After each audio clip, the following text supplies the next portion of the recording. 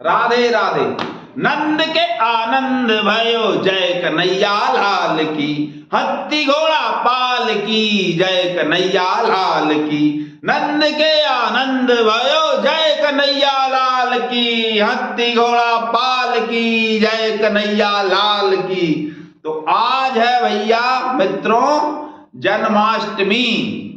आज इस पृथ्वी के सबसे बड़े, मानव तो उनको नहीं कहना चाहिए, लेकिन चूंकि वो मनुष्य शरीर में ही थे इसलिए उनको मानव कहना पड़ रहा है। और मानव यदि हम उनको नहीं कहेंगे तो दूरी हो जाएगी, क्योंकि थे तो वे पूर्ण ब्रह्म, किंतु लीलाएं तो उन्होंने मानवीय शरीर में की है ना, बिल्कुल मनुष्यों जैसी की है, इसलिए उनको मानव कहना ही पड़ेगा।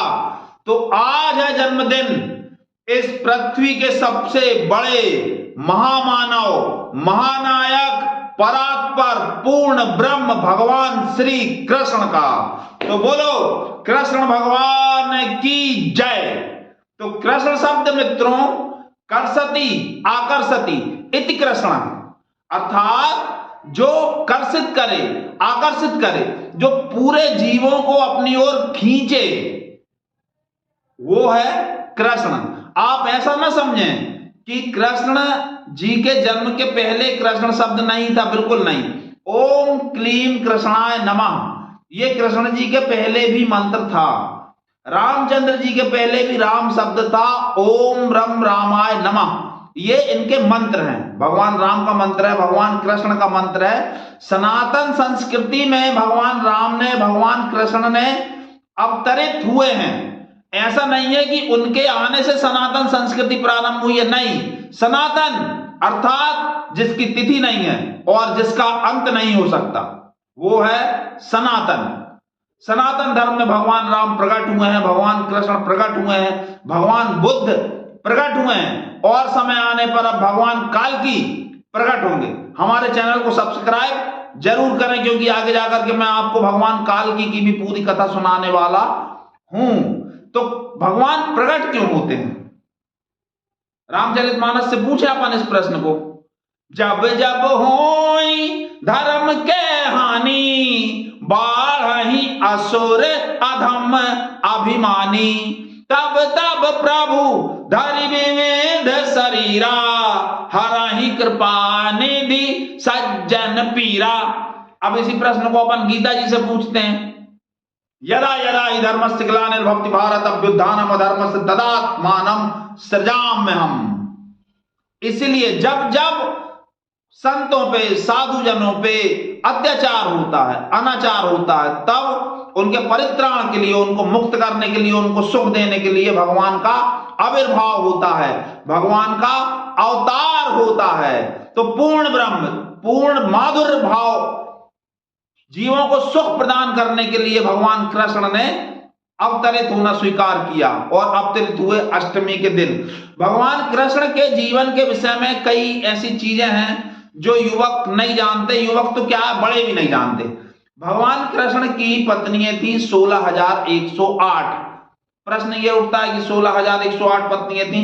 एक्चुअल जो पत्नियां थी वो 8 थी। उनमें भी एक्चुअल पत्नी एक ही थी।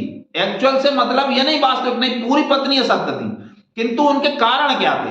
रुक्मणी जी को भगवान कृष्ण से प्रेम था, वो लक्ष्मी जी की अवतार थी, उन्हें भगवान कृष्ण से ही शादी करना था, किंतु उनके माता पिता दूसरे राजा से, दूसरे राजकुमार से उनकी शादी करना चाहते थे, जिसका कि भगवान ने चक्र सुदर्शन से जिसका सिर काट दिया था 100 गालियां देने के उपरांत। शिशुपाल से रुक्मणी जी के माता पिता और भाई उनकी शादी करना चाहते थे, और वो बिल्कुल नहीं चाहती थी शिशुपाल से शादी करना। तो उन्होंने भगवान कृष्ण को पत्र लिखा था, जिस पत्र को पाकर के प्रभु ने उन्हें स्वीकार किया, उनका वरण किया और उनसे विवाह किया। इसके अतिरिक्त अन्य 7 पत्नियों की भी कुछ इसी प्रकार की कथा है, जो आपको आगे इसी चैनल पर सुनाई जाएगी, पूरे तथ्यों के साथ, पूरे विवरण के साथ। 16,100 पत्नियां ऐसी थी कि एक राक्षस था तो राजा, किंतु वो राक्षस ही था, राजा होते हुए भी राक्षस था। उसने 16,100 कन्याओं का बलपूर्वक अपहरण किया था। जो भी सुंदर लड़की उसको समझ में आती, सुंदर स्त्री समझ में आती, रूपवती स्त्री समझ में आती, उस कन्या को वो उठा लाता, कुछ दिन परेशान करता और फिर उसके महल में पड़ी रहती बेचारी। इन कन्याओं को भगवान ने छुड़ाया था। अब 16,100 कन्याओं को छुड़ाने के बाद में उन्होंने कहा कि जाओ, अब तुम अपना जीवन जैसे तुमको जीना है जियो, अब तुम स्वतंत्र हो। किंतु इस समाज में आज 2023 में, जबकि संविधान और कानून है, सब कुछ है, तब अकेली महिला का जीवन इतना मुश्किल है। उस समय कैसा रहा होगा, थोड़ा कल्पना करके देखिए। अब बिना आश्रय के स्त्री कहां जाए और कोई उसको सम्मान की दृष्टि से कैसे देखे। इसीलिए भगवान ने उन 16,100 कन्याओं का वरण किया, उनसे विवाह किया। प्रश्न यह उठता है कि भगवान उनके पति ही क्यों बने, उनके भाई भी बन सकते थे। बिल्कुल ठीक है, भाई बनते तो बहन के लिए एक वर ढूंढना पड़ता, और नरकासुर के घर से, नरकासुर के महल से छुड़ाई हुई कन्या का जिसका नरकासुर शोषण करता रहा हो कुछ समय तक, उससे विवाह करने के लिए कौन युवक तैयार होता। मान लो तैयार हो भी जाता, 4 महीना 6 महीना बाद खुद 5 होती रहती, भगवान वही समझौता ही कराते रहते पति पत्नी में। 16,100 बहनों का समझौता, उनका पूरा जीवन ही उसमें चला जाता।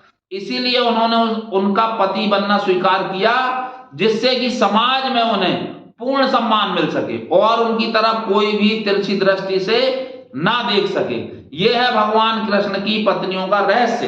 शेष 7 पत्नियों की कथा भी आपको आगे सुनाई जाएगी। प्रभु की समता कैसी थी। भगवान ने गीता में ज्ञान योग, कर्म योग, भक्ति योग का वर्णन किया, किंतु उनकी दृष्टि में सबसे बड़ा योग कौन सा है।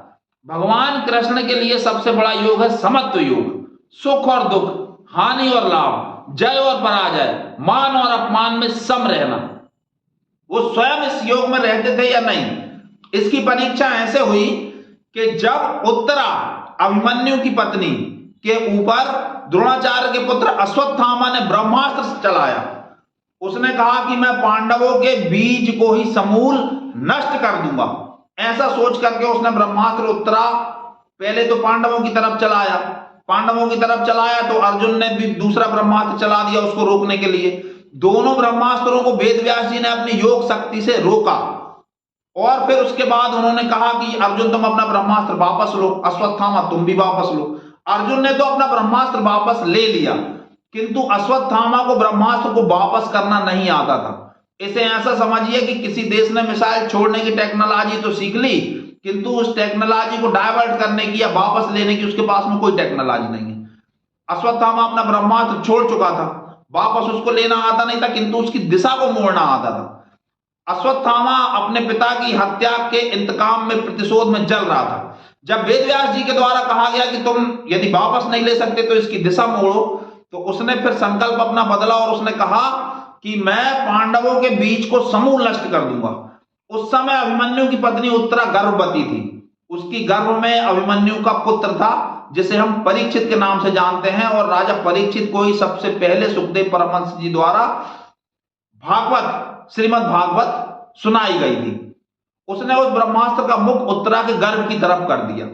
इस पर भगवान कृष्ण बहुत क्रोधित हुए और उन्होंने ये लाइन कही कि जिस दिन से मैं पांडवों का संधि दूत बनकर गया हूं, उस दिन से लेकर आज तक यदि मेरे मन में पांडवों के प्रति राग और कौरवों के प्रति द्वेष न रहा हो, तो मेरे चित्त के समता की परीक्षार्थ उत्तरा के गर्भ का बालक जीवित हो जाए।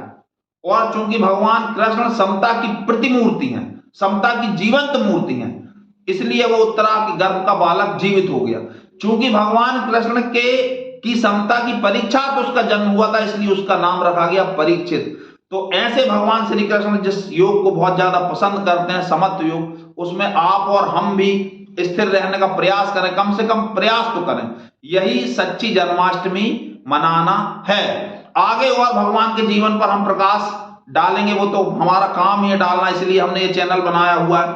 और जो भी जानकारियां आपको चाहिए हो, आप कमेंट बॉक्स में हमसे पूछ सकते हैं। आज मैं इससे ज्यादा नहीं बोलना चाहता, क्योंकि आप बाकी बहुत सी बातें तो आप भी जानते हैं। जो भी आपको अच्छा लगे तो कृपया कमेंट जरूर करें और चैनल को भी लाइक और सब्सक्राइब जरूर करें। बहुत बहुत बहुत धन्यवाद। राधे राधे।